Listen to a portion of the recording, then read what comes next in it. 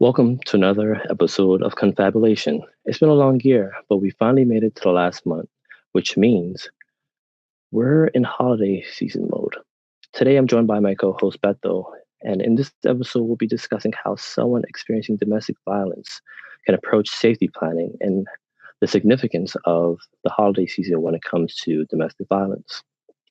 So, first, safety planning. Um, what is safety planning, first of all? Safety planning is a set of actions that help lower the risk of being hurt by your partner. It includes information specific to you and your life that will increase your safety at home, school, and other places that you go. So, today I'm going to share a few tips that we've put together that we found that can help you with your safety planning during the holiday season. And there's also going to be a website, thehotline.org, where you can go and create your own safety plan that's more catered to you by putting in your personal information.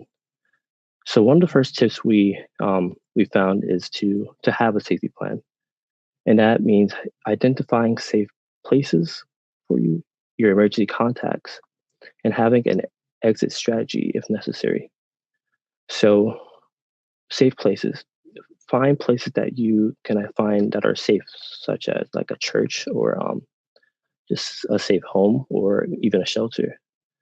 And when it comes to emergency contacts, I know it can be difficult to remember multiple numbers, but try to remember at least one number of someone that you know and trust that you can call in the time of need.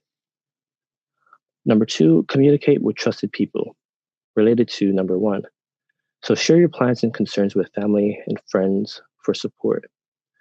So as you're planning, think of your trusted family members and your close friends that you want to be that you trust to learn about your situation, and you can start planning with them for your exit. And also keep your essentials ready. You want to store your important documents, your keys, medications, your passports, your birth certificates. Those are important things that you want to have together in a safe place so that you can pick up whenever you need to exit. Also, you want to avoid isolation. I know it can be difficult to put yourself out in public, but you want to try to spend time in public places or with supportive individuals to reduce isolation. Number five, I we suggest that you know your emergency numbers.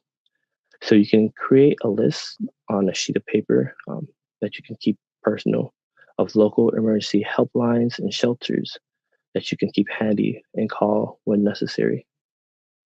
Another one that we recommend is to set boundaries. To be firm about boundaries with the abuser to maintain your safety. Finally, our seventh one is to trust your instincts. So if you feel unsafe, you want to prioritize your well being and take action. It's important to trust your instincts because we get them for a good reason. Also, I want you to remember that your safety matters most. So consider reaching out to domestic violence hotlines or shelters for more personalized guidance and support. You can find that link that I was talking about on the hotline.org through our link tree where you can create your personalized safety plan. And that site will take you to an interactive guide where you can they'll ask you questions to help you identify your safety options. And that will put together a safety plan for you that you can have handy for whenever you need. So now I will pass it to Beto so she can tell us a little bit more about the significance of the holiday season when it comes to domestic violence. Thank you, Malik. That was a very informative and important thing that you're explaining. And we can also include the link to that safety planning website in the description of this episode as well. So, when we think of the holiday season, most of us generally think about how it's a time of year where people get to take extra time to be around their loved ones and to celebrate, the many holidays that take place between December and January. And this might be true for a lot of us, but it's not always the case for those experiencing domestic violence. So, domestic violence increases during the holiday season, and it's not just in the United States. For example, in the UK, calls to their national domestic violence hotline spiked by 66% in December. And in Australia, this time of year saw like a 26.1 increase in police responding to family violence and an 18.6 increase in the number of incidents involving children that get exposed to domestic violence. So, um, this isn't something that just happens in this country. Obviously, domestic violence isn't just something that occurs in this country. It's a um, international issue. And so we wanted to start off the episode with offering folks some helpful information on how to potentially avoid a situation where there will be that increased violence. There could be that increased violence during the holiday season, and then hopefully through that safety planning toolkit, they'll be able to have some kind of knowledge behind what they'll need to do in case something goes wrong during this time of year. So, why does domestic violence increase over the holidays? This comes from Connections for Abused Women and Their Children's website. And so, these are just a few reasons. Number one is financial stress. So, one of the most significant contributors to the rise in DV during the holidays is financial stress. The pressure to buy gifts, host gatherings, and meet societal expectations constrain household budgets. This financial burden often worsens existing tensions within relationships, which can make it a trigger for violent behavior. Another factor includes like emotional and psychological factors. So the holidays can be emotionally taxing. I'm sure all of us know that.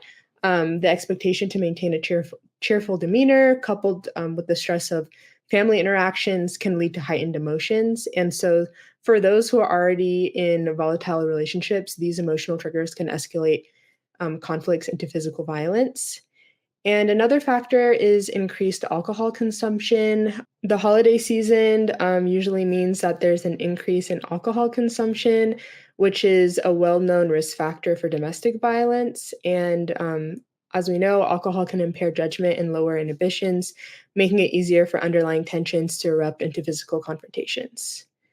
And another factor is holiday seasons means more vacation time, more days off of work, and more time alone together. So, victims of domestic violence during the holiday season, they usually are with their abuser more more than usual. And so, that paired with all of these other factors that I'm listing, obviously will contribute to the increase in domestic violence. And another factor is a limited access to support services. So during the holidays, many support services like shelters and hotlines may have reduced hours or maybe understaffed, which can make it more challenging for victims to seek help or escape abusive situations. And another factor is the role of family dynamics. Family gatherings can sometimes act as a catalyst for domestic violence. So, the presence of extended family can either inhibit or provoke violent behavior.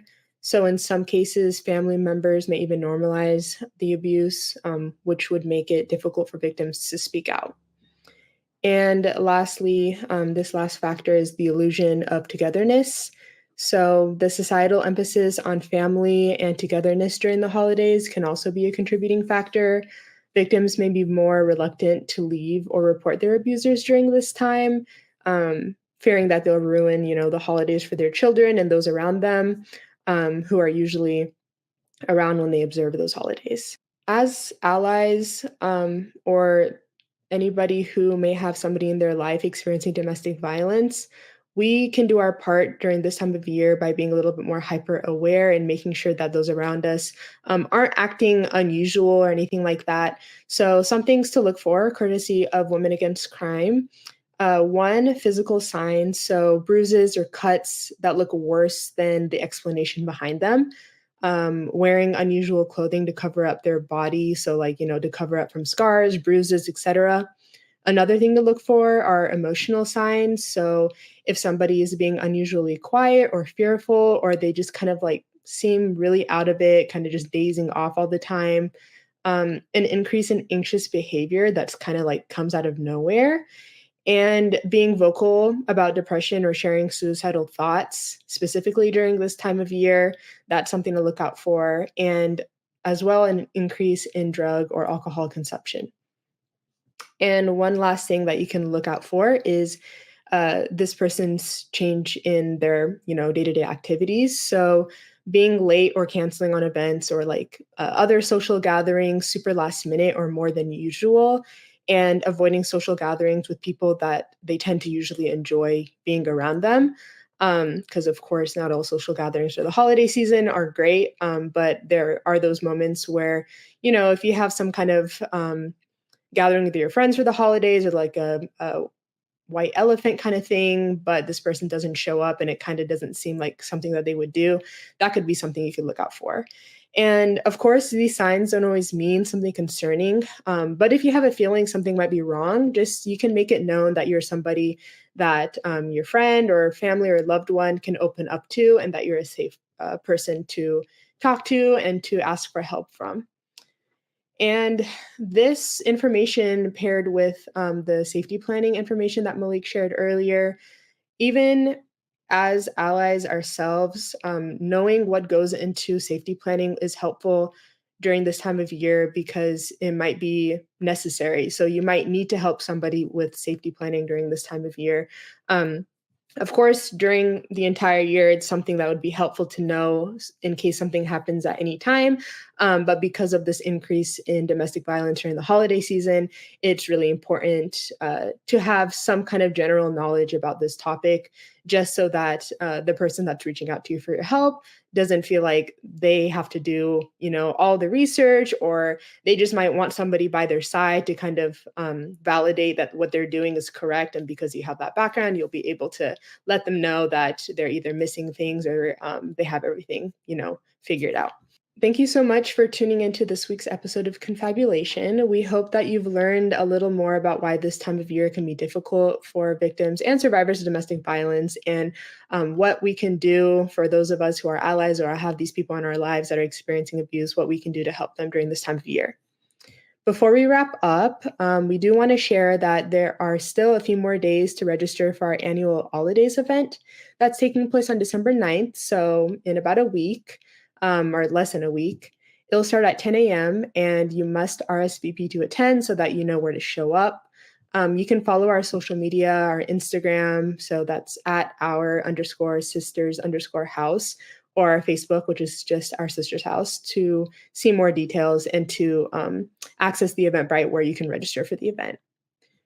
And one more time, thank you so much for tuning into this really special holiday episode. We're from our sister's house, a domestic violence advocacy and education organization. If you or anyone you know is experiencing domestic violence, you can call our hotline at 253-383-4275 or visit our website at oursistershouse.com.